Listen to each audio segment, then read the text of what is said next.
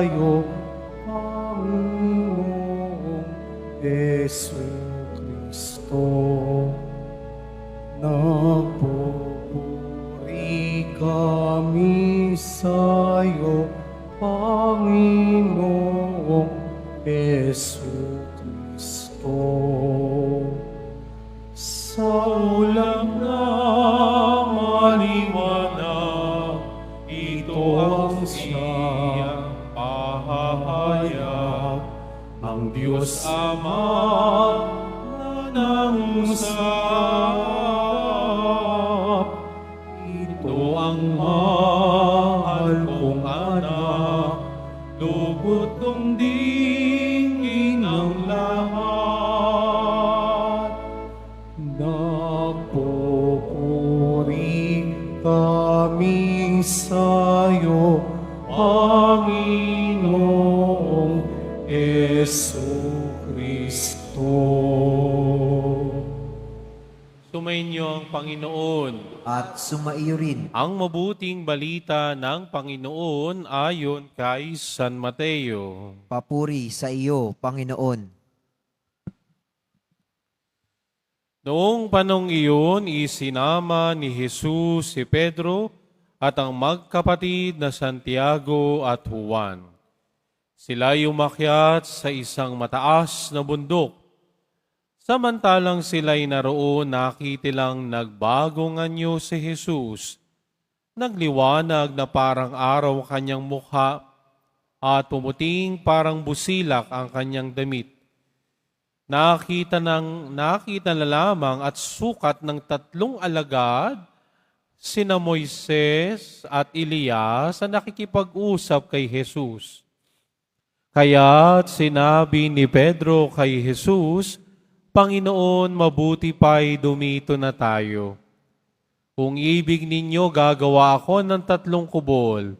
Isa sa inyo, isa kay Moises at isa kay Elias. Nagsasalita pa siya nang liliman sila ng isang maningning na ulap. At mula rito'y may tinig na nagsabi, Ito ang minamahal kong anak na lubos kong kinalulugdan, pakinggan ninyo siya.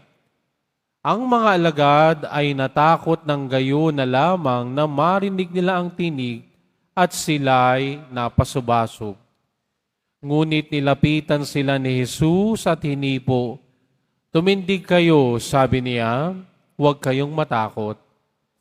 At nang tumingin sila ay wala silang nakita kundi si Jesus.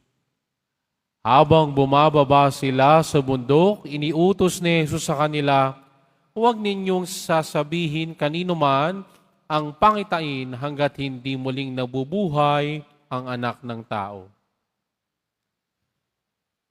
Ang mabuting balita ng Panginoon. Pinupuri ka namin, Panginoong Hesukristo. Magsiyo po muna ang lahat.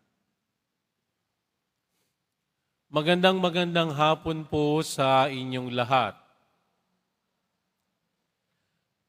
Tuwing ikalawang linggo ng Kwaresma, sama-sama nating pinagninilayan ang tungkol sa pagbabagong anyo ng ating Panginoong Hesus. At sa linggong ito, pagnilayan nating sabay-sabay ang pangarap ng Diyos. Taas nga ang kamay dito ng may pangarap sa buhay. Taas ang kamay. Ayan.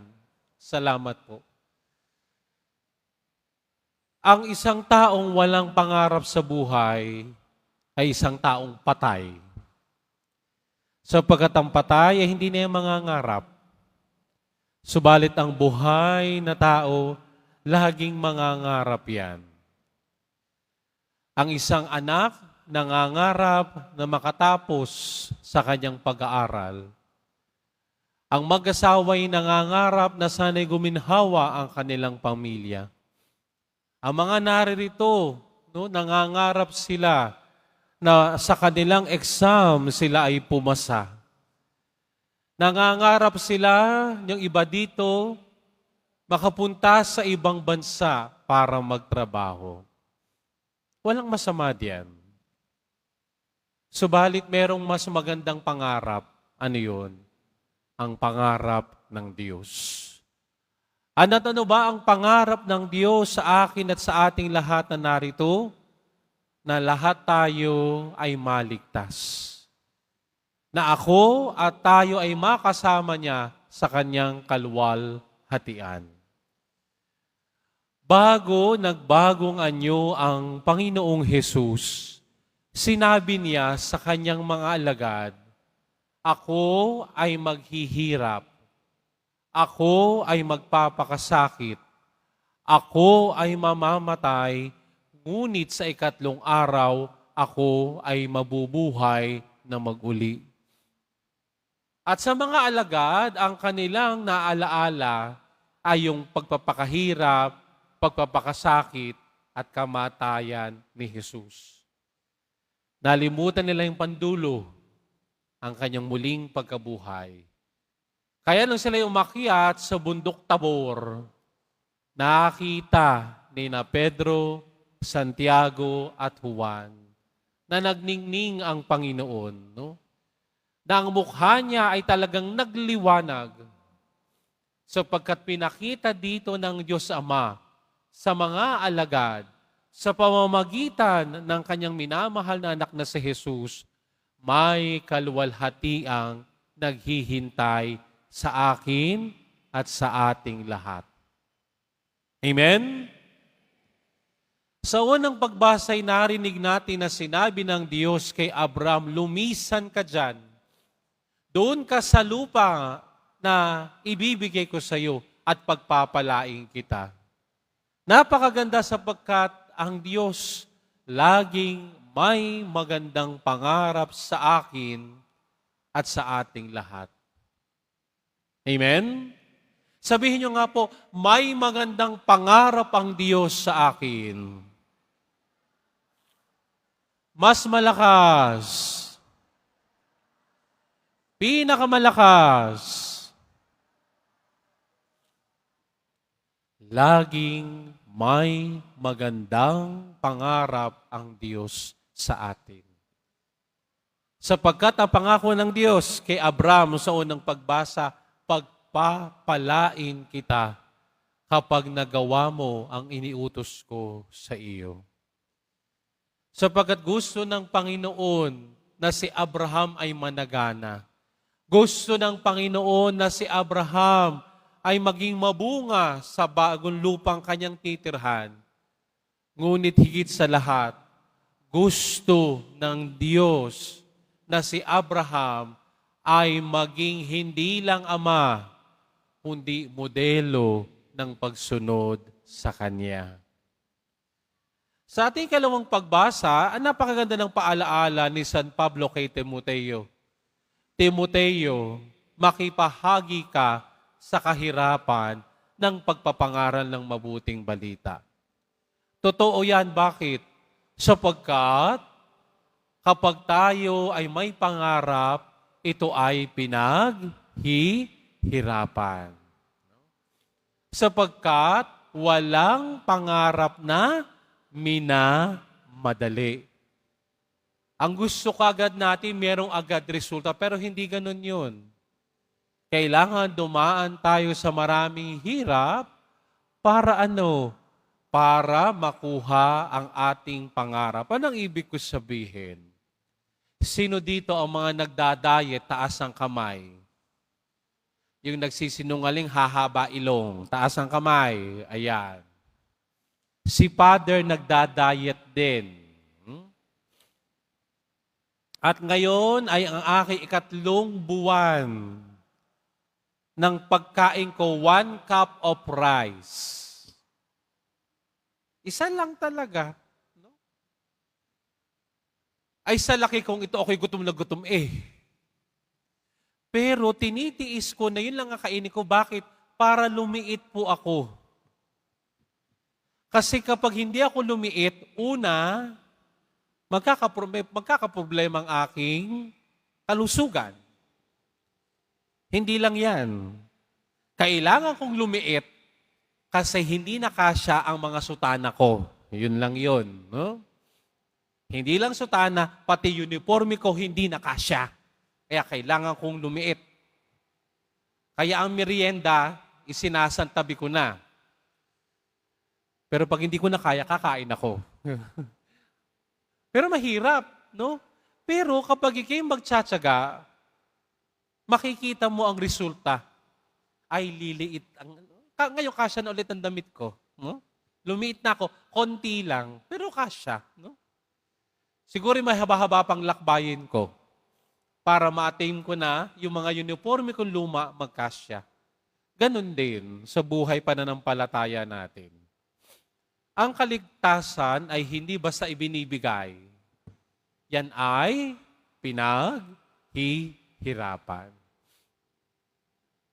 At sa pag-atim, sa pangarap ng Diyos sa atin, tayo pinapaalalahanan din, di paghihirapan natin ito. Dadaan at dadaan tayo sa hamon ng buhay. Subalit wag nating kalilimutan na pagkatapos ng hamon ng buhay natin, mayroong kaluwalhatiang naghihintay sa atin. Sa mabuting balita'y nakita na natin ang sulyap, patikim ng Diyos sa muling pagkabuhay ng Panginoong Hesus. At nung makita ito ng mga alagad, anong sabi na nila? Ayoko nang umalis dito. Kaya anong sabi ni Pedro? Panginoon, magtatayo ako ng 3 kubol, isa sa iyo, isa kay Moises, at isa kay Elias. Bakit? Kasi ang sarap-sarap dito. Walang problem. Okay na kami dito. Minsan, di ba ganun tayo? Pagpunta natin sa simbahan ng Quiapo, pagkatapos ng misa, ayaw pa nating umuwi. Bakit? Ay, okay na ako dito. No? Kasama ko si Jesus Nazareno. Pero anong nangyari? Pagkasabi nun ni Pedro, may lumukob sa kanila na ulap at may isang tinig na nagsabi, ito ang pinakamamahal kong anak na lubos kong kinalulugdan, pakinggan ninyo siya. At anong sabi ng mabuting balita? Napasubasob silang 3. Bakit? Natakot sila. Nagimbal sila. Bakit? May tinig na nagsalita na hindi nila alam saan nanggaling. Diba? Pero anong sinabi ni Jesus? Tumindig kayo. At anong kasunod na sinabi ng Panginoong Jesus? Huwag kayong matakot. Napakagandang paalaala. Bakit? Sapagkat dito'y nagsasabi ang Panginoong Jesus, huwag tayong matakot sa buhay. At hindi lang yun, pinatatatag ni Jesus ang mga kalooban ng mga alagad. Bakit? Kasi bababa na ulit sila doon sa bundok. Yun din ang hamon sa atin. Bakit? Pagkatapos ng misa, babalik tayo sa realidad natin. Pagkatapos ng misa, uuwi kayo sa inyong mga lugar, sa inyong pamilya, sa inyong tahanan. At makikita na naman ninyo ang inyong asawa. Makikita niyo ulit ang inyong mga anak. Makikita na naman ninyo ang inyong mga alagang mga aso at pusa. Pagbukas mo ng TV, eto na naman ang daming mga nakaka-stress na problema, nakaka-stress na mga issue.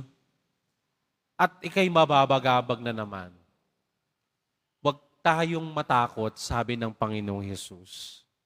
Sa pagsasabi niya sa kanyang mga alagad, huwag kayong matakot, pinapaalalahanan ni Jesus ang kanyang mga alagad, kailangan na tayong bumaba. Kailangan ko nang harapin ang hirap, pagpapakasakit, kamatayan, upang nang sa ganon matupad ang muling pagkabuhay. Magkaroon ng kaganapan ang sinabi ni na Moises at Elias sa kautusan at ang mga sinabi ng propeta. Ako at ay hinahamon ngayon, may magandang pangarap ang Diyos sa buhay ko at buhay natin. Isa lang naman ang hiling niya makiisa tayo sa pangarap ng Diyos. Sa pangarap ng Diyos, hindi niya tayo iiwan. Sa pangarap ng Diyos, ikabubuti ko't ikabubuti natin yan. Sa pangarap ng Diyos, hangad niya na lahat tayo ay maligtas. At sa bandang huli, makita ng harap-harapan ang Panginoong nagniningning, ang Jesus Nazareno na busilak, ang Jesus Nazareno na nagtagumpay sa lahat ng hirap, pagpapakasakit at kamatayan. Hari nawa, sa pagpapatuloy ng ating banal na misa ngayong hapong ito, naway ang pagbabagong anyo ng Panginoon ay laging magpaalaala sa akin, laging may magandang pangarap ang Diyos sa buhay ko at buhay natin. Si Jesus ang ating modelo. Bakit? Sapagkat ang pangarap ng Diyos sa Kanya, tinupad niya. Tayo din, sana'y matupad natin ang pangarap ng Diyos sa buhay ko't buhay natin.